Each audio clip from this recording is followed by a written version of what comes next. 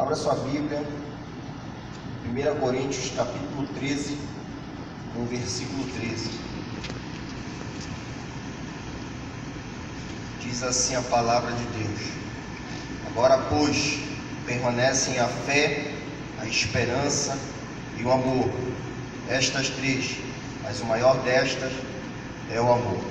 A minha oração é que o Espírito Santo venha falar por mim esta noite. Em nome de Jesus. Você vai sentar.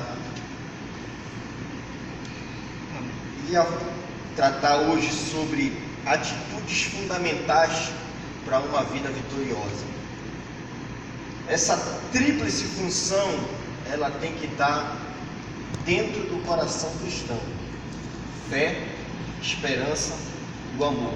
Essas três palavras aparecem muitas vezes, ou várias vezes, no Novo Testamento, pois descreve as atitudes fundamentais do cristão. Em Colossenses capítulo 1, versículo 4, diz assim: a fé dos discípulos os leva a demonstrar o amor aos irmãos alicerçados na sua esperança da vida eterna.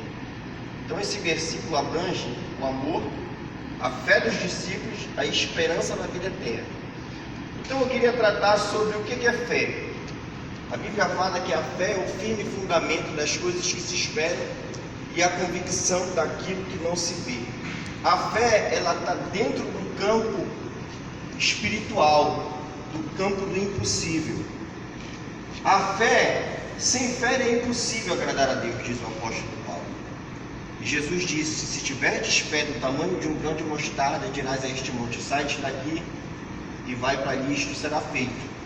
A maioria dos milagres da fé, pelo poder da fé, na mulher do fluxo de sangue, no centurião de Cafarnaum, na mulher cananeia, exigiu de cada um deles uma certa atitude no campo espiritual.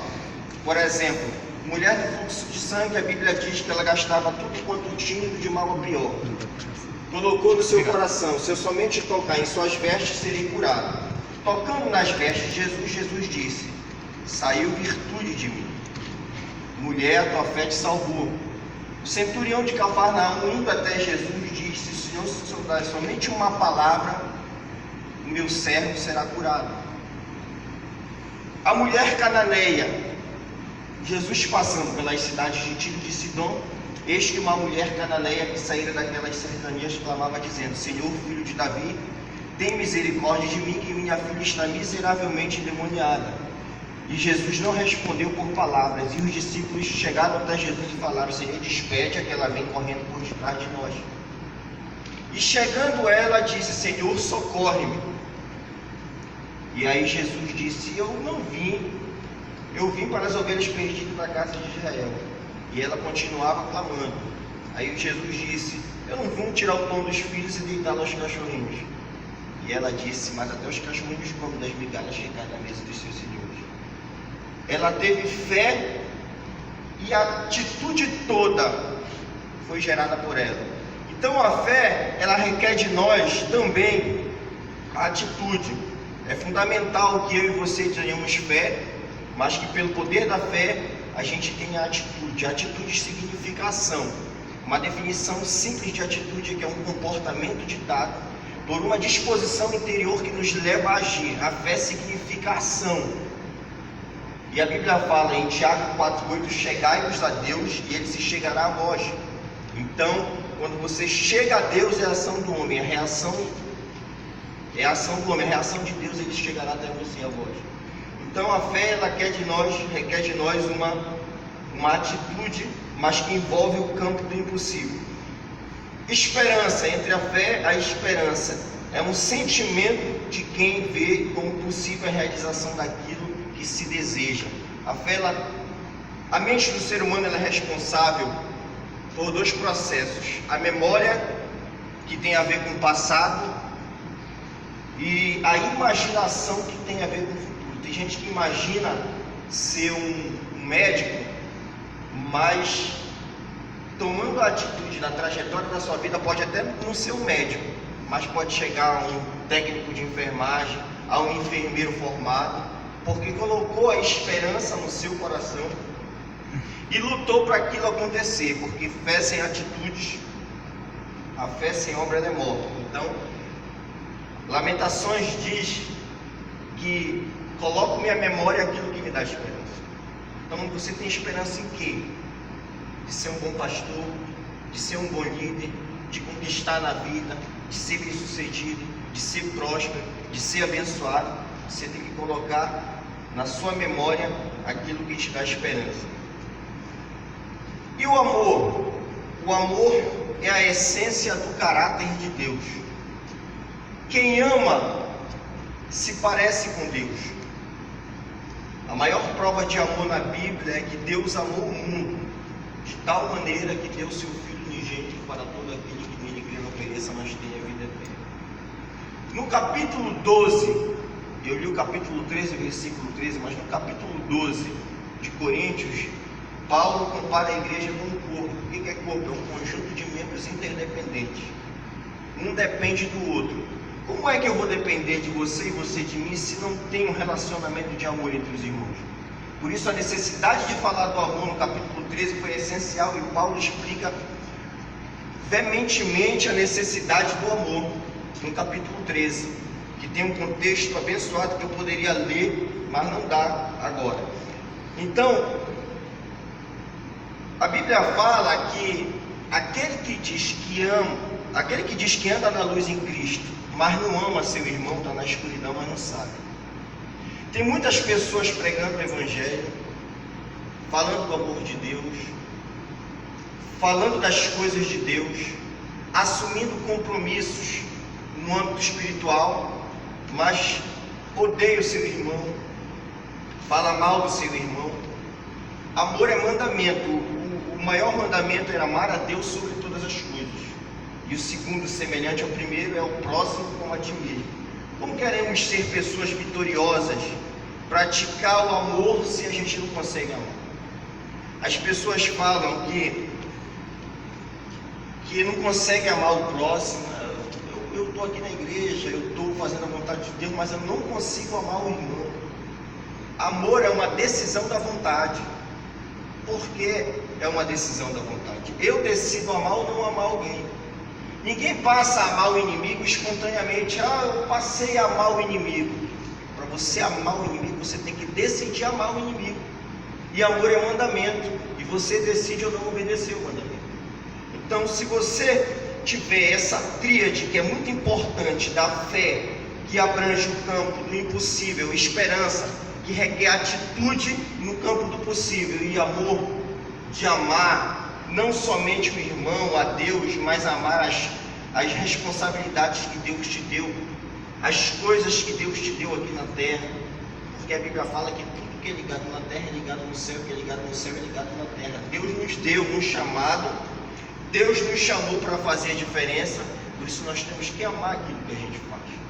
Eu costumo dizer para as pessoas do meu convívio social e para as pessoas que eu lidero que não é fácil sentir amor pela obra de Deus, porque, por exemplo, eu trabalho como vigilante, eu passo 12 horas em pé, armado, com atenção, e é cansativo. Eu sou jovem, então eu me canso muito, e aí eu tenho que chegar em casa, arrumar a célula, arrumar a casa, ler uma palavra, eu tenho que convidar pessoas, mas a minha célula é uma das células que é uma bênção, que batiza muitas pessoas que ganham alma, porque eu tenho prazer e amor naquela obra que Deus me deu. Eu tenho prazer e amor pelo chamado que Deus me deu. Então, eu trouxe uma pequena ilustração para você entender sobre essas três questões e eu encerro a minha mensagem. Diz assim: um dia a fé, a esperança e o amor saíram pelo mundo, e na trajetória desse caminho, saíram pelo mundo para ajudar pessoas, e na trajetória desse caminho encontraram na beira da estrada um homem paralítico desde a nascença, pedindo esmola, mendigo, e diante daquela situação, a fé tomou a frente e disse para a esperança e para o amor: eu vou lá, em nome de Jesus, e vou resolver o problema desse homem. A fé plantou no coração daquele homem a vontade de sair da situação que ele estava, e pela fé que foi gerada no coração dele, ele creu, e os seus ossos começaram a se restabelecer, a se regenerar. Então ele se levantou pelo poder da fé. E aí ele saiu se levantando, não precisando mais mendigar. Chegou no alto de uma montanha e olhou para uma cidade, mas ele não tinha casa, não tinha nada. Saiu da mendigagem, foi curado pelo poder da fé. E aí a esperança falou: agora é minha vez. Eu vou colocar na mente dele o desejo futuro dele conquistar essa cidade. E aí ele colocou na memória a esperança de viver uma vida vitoriosa, conquistar aquela cidade. E aí ele começou com uma pequena fazenda, sendo empregado, com todo o dinheiro da indenização. Ele comprou uma fazenda e começou a adquirir bens, e começou a ser um homem rico, próspero, e com 10 anos depois ele se tornou o homem mais forte empresário daquela cidade. Daí ele não conheceu vários países do mundo, e ele não se surpreendia mais pelos bens que ele tinha e pelas coisas que ele estava vivendo, porque ele já tinha tudo. E aí o amor, a esperança chega para a fé e diz: o amor, vai embora porque a obra já está feita. O amor falou: tá, eu vou, e quando precisarem de mim vocês me chamam, vou procurar outra pessoa para abençoar. E aí, só que aquele cara já tinha tudo, riquezas, tudo e tal, só que ele perdeu a vontade de ajudar as pessoas. Só que ele perdeu o objetivo de vida porque ele já tinha tudo. E aí a fé e a esperança entram em contato com a mãe e diz: agora tem que ser tudo, porque não dá mais para, a gente não pode fazer nada. O cara foi curado, já conquistou tudo, então não dá mais. E aí o amor entrou com aquela semente plantada no coração, na terra boa. Ele sentiu o desejo de ajudar aquelas pessoas daquelas cidades que tinham a mesma situação de qual ele saiu. E foi gerado amor no coração dele, e todas as pessoas daquela cidade se tornaram prósperas. Qual é a moral dessa história? É que a fé e a esperança, embora as suas obras tivessem sido de grandeza extraordinária, com o passar do tempo, sem amor, tudo se perdia. Mas a fé é rápida, a esperança permanece por mais tempo, mas o amor nunca acaba. Então, se você ama a Deus, se você ama o trabalho de Deus, exerça a fé, exerça a esperança, mas nunca deixe de amar aquilo que Deus te abençoe. Deus te abençoe no nome de Jesus.